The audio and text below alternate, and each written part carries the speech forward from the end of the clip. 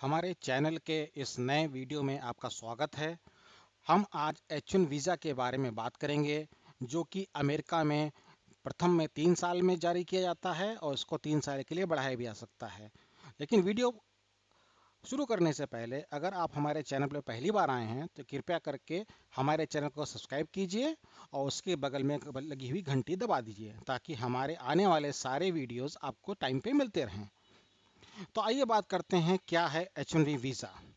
H1B visa एक गैर प्रवासी वीज़ा है। ये किसी कर्मचारी को अमेरिका में 6 साल काम करने के लिए जारी किया जाता है। अमेरिका में कार्यरत कंपनियों को यह वीज़ा ऐसे कुशल कर्मचारियों को रखने के लिए दिया जाता है जिनकी अमेरिका में कमी हो।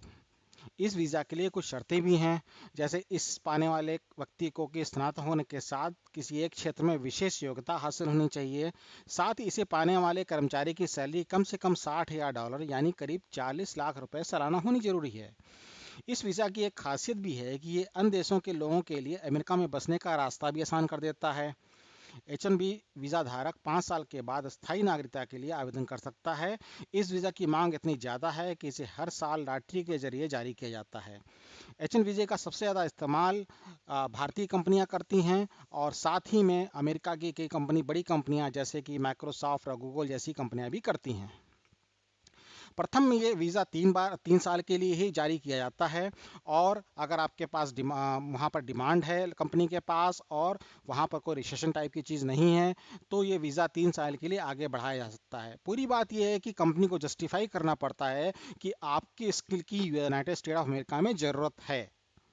तो सीधी सादी भाषा में यहाँ पर ये समझना जरूरी है कि आपके पास कौन सी ऐसी स्किल है कि अमेरिका आपको H1 वीज़ा दे। तो ये सब चीज़ें देखना पड़ेगा कि आपकी योग्यता किस में है जिसकी उनकी वहाँ पर ज़रूरत है। वीडियो के इस सेक्शन में हम लोग देखते हैं कि H1 वीज़ा जो विभिन्न चरणों में अप्लाई किया जाता है उसकी स्टार्ट टू एंड प्रोसेस क्या है। इसके लिए H1 वीज़ा का आवेदन और उसकी स्वीकृति H1 वीज़ा के लिए जो कंपनी आपको जॉब दे रही है वो करती है। एक कंपनी, एक व्यक्ति या एक फर्म हो सकती है। इस वीज़ा का आवेदन नौकरी से संबंधित होता है। यदि आपको नौकरी से हटा दिया जाता है या आपका स्थानांतरण हो जाता है तो आपके नए एम्प्लॉयर को आपके लिए नया H1 वीज़ा अप्लाई करना पड़ता है। यह केवल नौकरी के लिए ही मान होता है। प्रचलित मजदूरी और निर्धारित वास्तविक मजदूरी की तुलना करनी चाहिए। H1 वीज़ा प्रायोजिक जो कंपनी रहती है उसको दोनों प्रकार की मजदूरी से अधिक भुगतान करना आवश्यक है। प्रचलित मजदूरी का निर्धारण राज्य रोजगार सुरक्षा एजेंसी द्वारा एक विशेष आवेदन पत्र के द्वारा रोजगार से संबंधित जिम्मेदारियों, कौशल और अनुभव के बारे में प्रश्न पूछकर किया जाता है। वास्तविक मजदूरी का निर्धारण अनुभव और एक ही स्थिति में अन्य कर्मचारियों की तुलना के आधार पर किया जाता है। श्रम प्रमाण पत्र देने के लिए आवेदन करना पड़ता है जो कि लेबर डिपार्टमेंट देता है। इस प्रक्रिया के दौरान H1 वीज़ा के जो कंपनी है उसके बारे में जानकारी दी जाती है। जब लेबर डिपार्टमेंट की मंजूरी मिल जाती है तो लेबर डिपार्टमेंट H1 वीज़ा के लिए कंपनी को इसकी एक प्रमाणित प्रतिलिपि वापस कर देता है। जो स्पॉन्सर्ड कंपनी रहती है 10 दिन के भीतर अपने कर्मचारियों के लिए सामूहिक प्रतिनिधि को H1 वीज़ा दाखिल करने की सूचना उपलब्ध कराती है। उसके बाद USCIS की जो डेडलाइन रहती है, समय सीमा रहती है, उसके भीतर आपको H1 वीज़ा अप्लाई करना रहता है प्रायोजित जो आपकी स्पॉन्सर कंपनी है।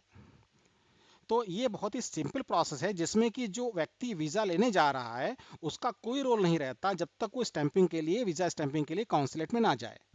उससे पहले की सारी प्रोसेस जो स्पॉन्सर्ड कंपनी करती है उसकी सारी रिस्पॉन्सिबिलिटी रहती है। इसके लॉयर्स रहते हैं, उनको पूरा नॉलेज रहता है और वो लोग ये सारी कार्रवाई करते हैं। इस सेक्शन में कुछ सैंपल इंटरव्यू क्वेश्चन जो कि आपके कॉन्सुलेट में पूछे जा सकते हैं वीज़ा के स्टैंपिंग के टाइम। ये सिर्फ सैंपल क्वेश्चन हैं, ये चेंज हो सकते हैं और आपसे वो कोई भी क्वेश्चन पूछ सकते हैं, लेकिन आपको सिर्फ जानकारी के लिए किस तरह के क्वेश्चन आपसे पूछे जा सकते हैं हम लोग कुछ क्वेश्चन यहाँ बता रहे हैं आपको।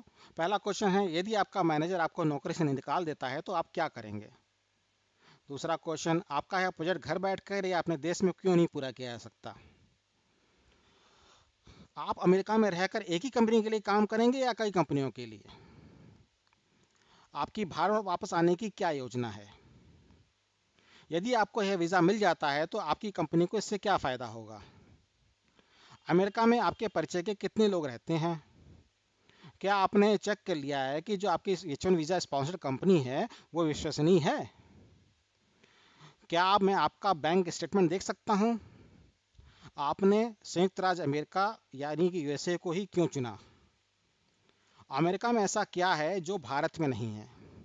तो ये सैंपल क्वेश्चंस हैं जो आपको कुछ ट्रिकी क्वेश्चंस हैं, लेकिन ये कोशिश कीजिएगा कि अपने आप को पूरा फुल्ली माइंड प्रिपेयर होके जाइएगा, रिलैक्स होके हर क्वेश्चंस का आंसर दीजिए। और हमको पूरी उम्मीद है कि आपको एच वन वीज़ा मिलने में कोई भी प्रॉब्लम नहीं होगी अगर आपके पास सारे डॉक्यूमेंटेशन पूरे हैं और आपकी कंपनी की रेपुटेशन यूएससीआईएस में बहुत अच्छी है। ये सारा कुछ डिपेंड करता है सारी चीज़ों के कॉम्बिनेशन के ऊपर। इस सेक्शन में हम लोग बात करेंगे कि एच वन वीज़ा का अमेरिका में लोग विरोध क्यों करते हैं। अमेरिका में पिछले कई सालों में इस वीज़ा को लेकर कड़ा विरोध किया जा रहा है। उनका मानना है कि कंपनियां इस वीज़ा का गलत तरह से इस्तेमाल करती हैं। उनकी यह भी शिकायत है कि ये वीज़ा ऐसे कुशल कर्मचारियों को जारी किया जाना चाहिए जो अमेरिका में मौजूद नहीं हैं, लेकिन कंपनियां इसका इस्तेमाल आम कर्मचारियों को रखने के लिए कर रही हैं। और इन लोगों का आरोप भी है कि कंपनियां एच वन बी वीज़ा का इस्तेमाल कर अमेरिकन लोगों की जगह पर कम सैलरी पर विदेशी कर्मचारियों को रख लेती हैं। पिछले कुछ सालों से इसे लेकर कई कानूनी लड़ाई भी जारी है। 2015 में अमेरिका की मशहूर कंपनी डिज्नी को एक लंबी कानूनी लड़ाई लड़नी पड़ी थी। डिज्नी के कुछ कर्मचारियों का आरोप था कि कंपनी ने कम सैलरी की वजह से उनकी जगह एच वन बी वीज़ा धारक कर्मचारियों को रखा था। कई अन्य मामलों में अमेरिकी कर्मचारियों का यह भी कहना है कि उनकी कंपनियों से उन्हें निकालने से पहले उनका अपना काम एच वन बी वीज़ा धारक कर्मचारियों को सिखाने के लिए कहा गया था। इस वीज़ा के गलत इस्तेमाल को लेकर कई भारतीय आईटी कंपनियों पर भी आरोप लगते रहे हैं। एक आईटी कंपनी को तो 25 करोड़ रुपए का जुर्माना भी देना पड़ा था। अमेरिका में पिछले काफी समय में यह काफी बड़ा राजनीतिक मुद्दा भी रहा है और चुनाव के समय पार्टियां इस पर शिकंजा कसने के लिए वादे भी करती रही हैं।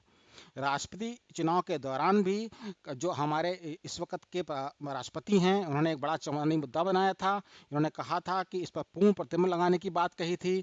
इससे पहले भी वहाँ की सरकारें इस बारे में कोशिश में रही हैं कि कंपनियां इस वीज़ा का कम से कम इस्तेमाल कर सकें।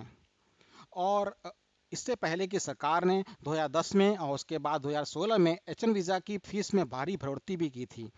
इसे 2000 से बढ़ाकर $6000 कर दिया गया था और इस पर कई देशों की सरकारों ने कड़ी प्रतिक्रिया भी की थी। अब हम लोग उस तरफ की भी साइड देखते हैं कि अमेरिकन में जो लोग हैं, वहाँ पर अमेरिका में रहने वाले लोग हैं, वो इस एच वन वीज़ा का विरोध क्यों करते हैं।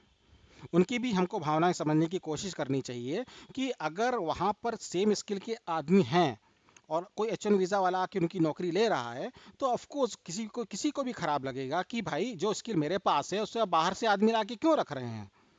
लेकिन यही यही चीज़ आपको वहाँ की कंपनियों को प्रूव करनी पड़ती है, क्योंकि अब तो वहाँ की जो वीज़ा प्रोसेस है काफ़ी टफ हो गई है एच वन वीज़ा की, कि वहाँ की कंपनियों को प्रूव करना पड़ेगा कि आपके अंदर जो एच वन वीज़ा के लिए एप्लीकेशन जा रही है उसके अंदर ऐसी क्या खास बात है कि जो वहाँ पर रहने वाला है, जो अमेरिकन नागरिक है, उसके पास नहीं है। ये जस्टिफाई करना आज के ज़माने में काफ़ी टफ होता जा रहा है और कंपनियों को काफ़ी इसमें चुनौती महसूस हो रही है कि हम किसको कैसे कर सकें कि हमको एच वन वीज़ा वाले को अप्रूवल मिल सके। आइए बताते हैं कि एच वन वीज़ा की फ़ीस कितनी है और इसको कौन व्यक्ति देता है। आज की डेट में जो एच वन वीज़ा की फ़ीस है वो तकरीबन $6000 के आसपास है और ये पूरी की पूरी फ़ीस जो कंपनी है वो देती है, जो कि करीब $6000 यानी कि करीब 4000 रुपए के आसपास। तो अगर आपसे कोई भी व्यक्ति ये बोलता है कि तुम मुझे इतना 4 लाख रुपया है, जो भी उसकी करंट कन्वर्जन होगा $6000 का, मुझे दो और उसके बाद मैं तुम्हारा एच वन वीज़ा अप्लाई करूंगा, तो ये समझिए कि आप गलत हाथों में फंसते जा रहे हैं। एच वन वीज़ा के लिए कभी भी आपको पैसा नहीं देना पड़ता है। ये जो आपकी स्पॉन्सर्ड कंपनी है जो आपको जॉब दे रही है, ये उसके ऊपर रिस्पॉन्सिबिलिटी बनती रहती है कि वो इस फीस को पे करे और आपको सारे डॉक्यूमेंट दे, ताकि आप जाके अमेरिकन कॉन्सुलेट में, अपने देश के अमेरिकन कॉन्सुलेट में जाके इसकी स्टैंपिंग करवा सकें। वो पूरी की पूरी एक फाइल डायरेक्टली कॉन्सुलेट के पास जाती है और उसकी एक कॉपी आपको देते हैं, ताकि आप अपने ओरिजिनल डॉक्यूमेंट के साथ, जो कि आपको पहले से बताया जाता है क्या क्या डॉक्यूमेंट ले आना है आपको कॉन्सुलेट में, उसके साथ आपको ले जाना पड़ता है, अपॉइंटमेंट लेनी पड़ती है और सारा कुछ वहाँ पर आपको दिखाना पड़ता है और ये प्रूव करना रहता है कि आप वहाँ पर जाने के लिए सबसे योग्य व्यक्ति हैं। वहाँ पर जो व्यक्ति अमेरिकन नागरिक बैठा है वो आपके द्वारा किया हुआ कार्य नहीं कर सकता है, आप उससे बेटर हैं और आपको कई तरह से इंटरव्यू देना पड़ता है। तो कई चीज़ें ध्यान रखिएगा। पहली बात, आपको एच वन वीज़ा की फ़ीस नहीं देनी है। आपको अपने सारे डॉक्यूमेंट प्रिपेयर रखने हैं, ओरिजिनल डॉक्यूमेंट सारे रखने हैं। आपको हमेशा सही सही जवाब देना है। इंटरव्यू में कभी गलत जवाब मत दीजिएगा। सही जवाब देने वाले को ज़्यादा चांसेस रहते हैं H1 वीज़ा मिलने के। अगर आपने कोई गलत जवाब दिया और फंस गए आप, तो अगर आपको किसी लिस्ट में डाल दिया गया तो फिर आपको H1 वीज़ा कभी नहीं मिलेगा। तो हमेशा सही सही चीज़ बताइए और ये ध्यान रखिए कि आप किसी गलत हाथों में, किसी ऐसे कंसल्टेंट के हाथ में ना फंस जाए जो आपका पैसा लेके आपको H1 वीज़ा भी ना दिलवा सके। आशा करता हूँ कि इस वीडियो में आपको जो जानकारी दी गई हैं उससे आप लाभान्वित होंगे और साथ ही इस चैनल को सब्सक्राइब करेंगे और इसके पास की लगी हुई घंटी दबाते हुए इस वीडियो को भी लाइक करेंगे और शेयर करेंगे। धन्यवाद।